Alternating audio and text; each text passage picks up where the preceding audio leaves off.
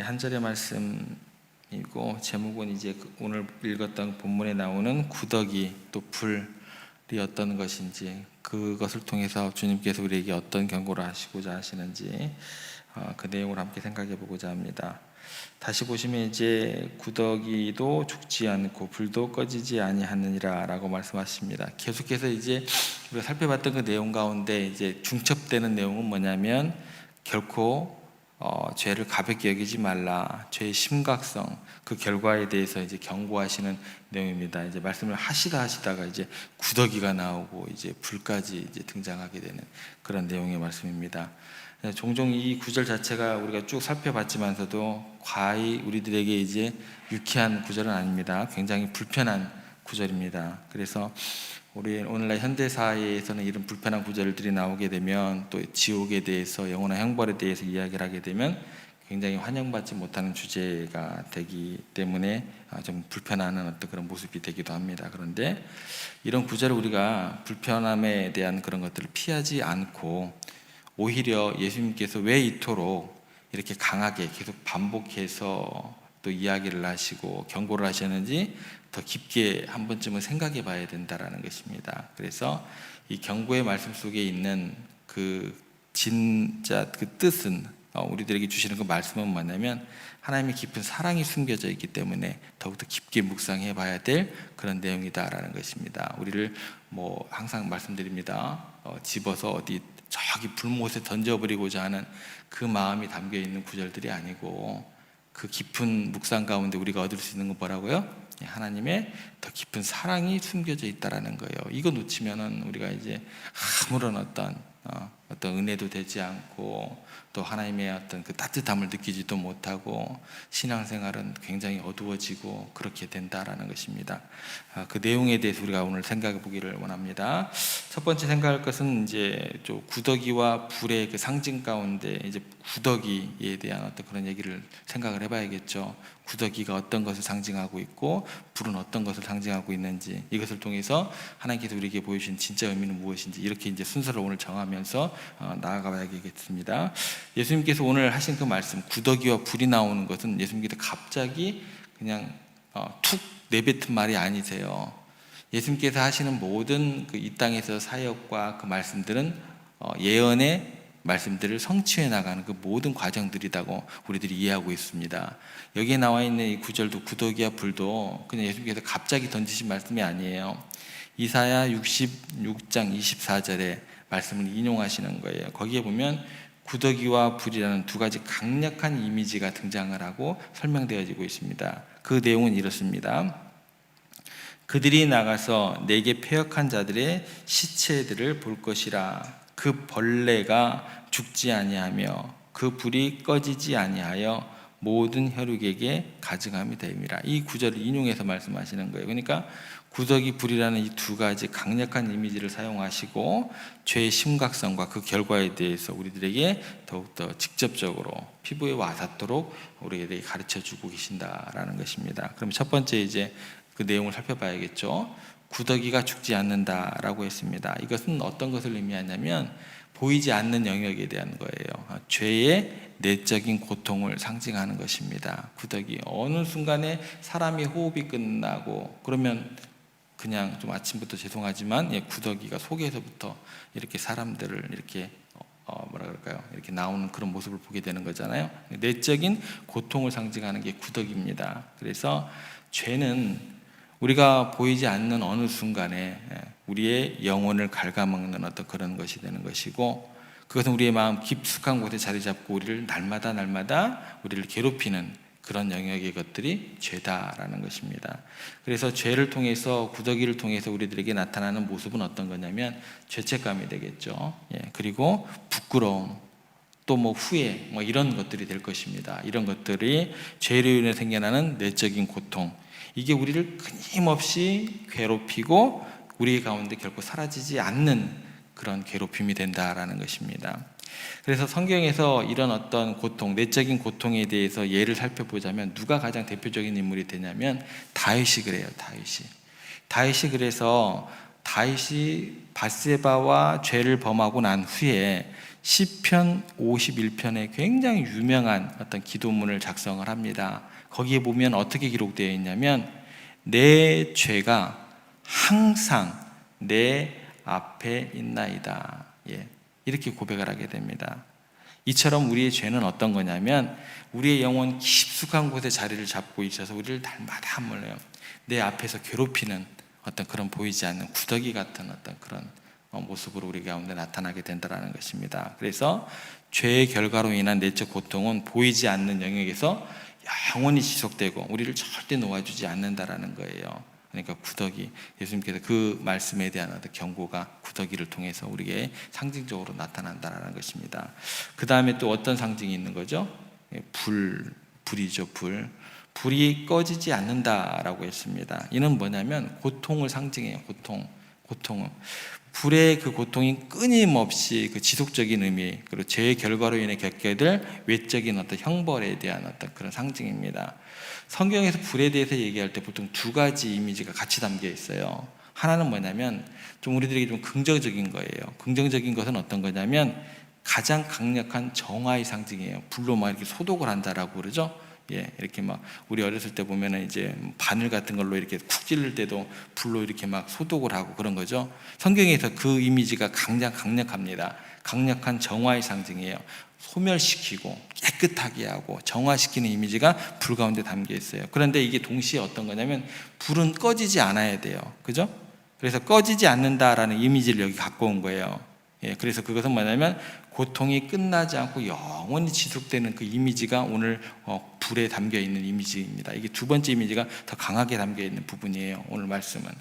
그래서 구더기와 불, 이 두 가지 이미지죠. 굉장히 강력한 상징을 통해서 예수님께서 죄의 내적인 보이지 않는 영역, 내적인 어떤 그런 것 고통하고 외적인 고통, 외상 같은 거 입었을 때 오래가는 나타나는 그런 모습들을 동시에 경고하시는 장면이다라고 생각을 하시면 됩니다. 그래서 죄의 본질이 그 결과가 얼마나 심각한지 이미지를 가지고 우리들에게 나타내 주시는 그런 본문이다라는 것입니다.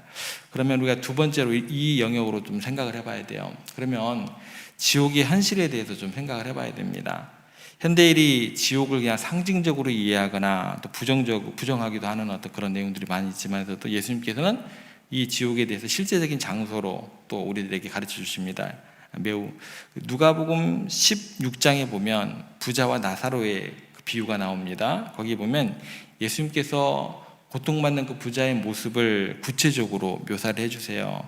이를 통해서 지옥의 고통이 얼마나 실제적인가 우리들에게 알려주시는 어떤 장면인데, 그 비유에서 보면 부자가 지옥에서 이렇게 표현이 됩니다. 이 불꽃 가운데서 괴로워하나이다 라고 이야기를 하고 있어요. 그러니까 지옥의 고통이 실제적이고 감각적인 어떤 그런 불을 사용해서 우리에게 보여주는 어떤 그런 구절입니다. 그래서 지옥은 단순히 이 세상에서의 고통이나 불행, 거기에 한정되지 않아요. 예수님께서 지옥을 영원히 지속되는 고통의 장소로 묘사를 하신다라는, 실제적이다라는 거예요. 그래서 우리들에게 엄중한 경고를 하시게 됩니다. 그러면 여기까지 정리를 하고 난 다음에 우리가 주의해야 될 점이 있습니다. 주의해야 될 점은 뭐냐면 하나님께서 우리에게 지옥에 보내시려고 이 경고를 하시는 게 아니다라는 거예요. 여기서부터가 이제 우리들 가운데 복음이 되는 거예요. 이 경고는 어떤 거냐면 우리를 그런 어떤 곳으로부터 구원하시려는 하나님의 사랑의 표현이 되는 것입니다. 이걸 이렇게 접근하시면 됩니다. 부모님이 자녀들에게 위험한 행동을 하지 못하게 하기 위해서 뭐예요? 경고하는 거예요. 경고하는 거예요. 그 취지로 말씀을 접근하시면 되는 것입니다. 그리고 세 번째로 우리는 이 경고를 통해서 구원의 절대적인 필요성을 깨달아야 된다는 것입니다. 우리가 죄로 인해서 구더기와 불의 고통을 당할 수밖에 없는 존재들입니다. 그런데 예수님께서 우리를 대신해서 죄를 짊어지시고 십자가에 죽으심으로 우리에게 구원의 길을 열어주셨다는 것입니다. 여기에서 이제 복음의 핵심이 이제 발견되는 거죠. 우리 가운데 우리가 우리의 자신의 노력으로 결코 이 영원한 형벌에서 벗어날 수 없다라는 것입니다. 예수 그리스도를 통해서만 우리가 구원받을 수 있다라는 거예요. 이거를 제가 다시 팀 켈러 목사님의 책으로 돌아가서 말씀을 드릴게요. 복음과 삶이라는 책이 있어요.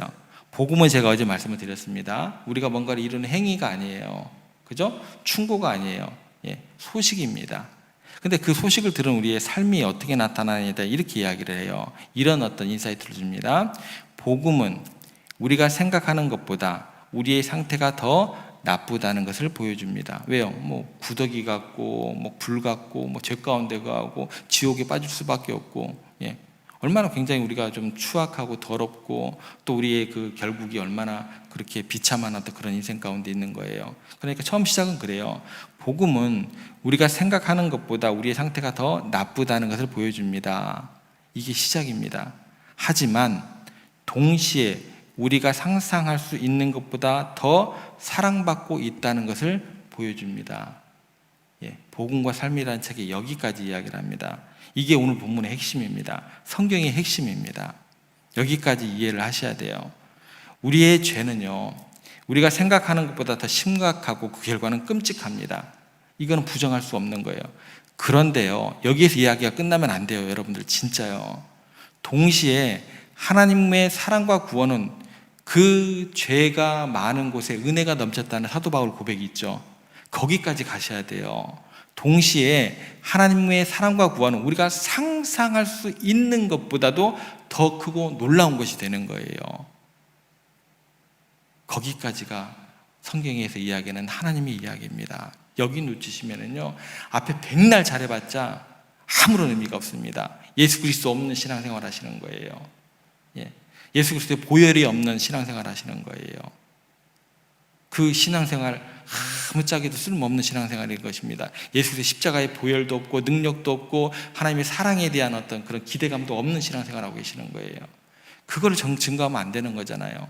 예수 천당 불신 지옥이 뭡니까?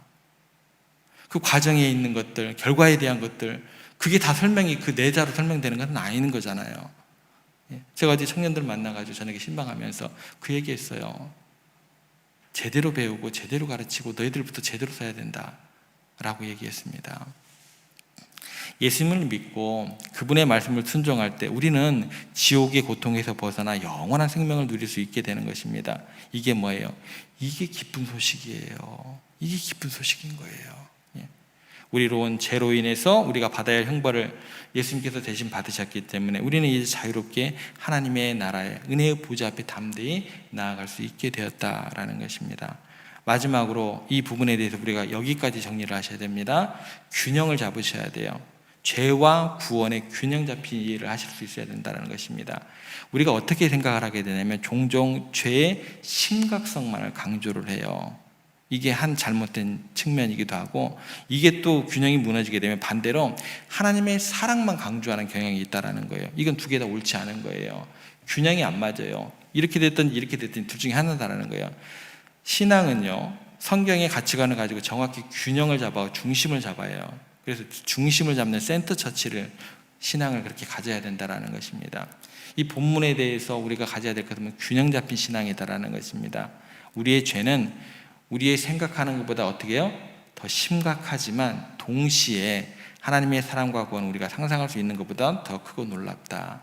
이 진리를 날마다 놓치지 않기 위해서 묵상하셔야 된다는 것입니다. 말씀을 정리할게요.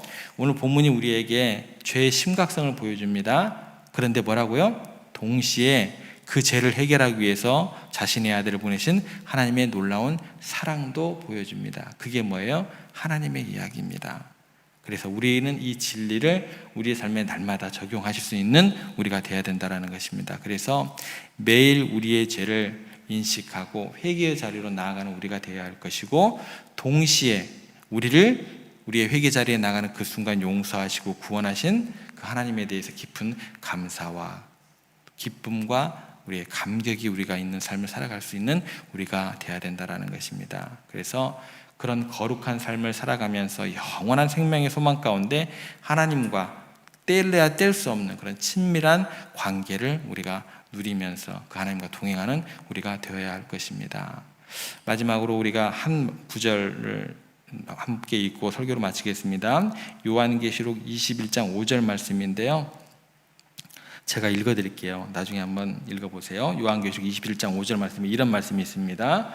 보좌에 앉으신 이가 이르시되 보라 내가 만물을 새롭게 하노라 하시고 또 이르시되 이 말은 신실하고 참되니 기록하라 하시고, 우리의 죄로 인한 모든 고통과 슬픔, 심지어 죽음까지도 하나님께서는 새롭게 하신다라는 신실하신 약속의 말씀인 걸 믿으시길 바랍니다. 이 소망 가운데서 우리 모두가 오늘 또 믿음의 그 여정을 주님과 함께 힘차게 걸어가는 여러분들 되시기를, 기대함으로 나아가는 여러분들 되시기를 주님의 이름으로 부탁을 드립니다.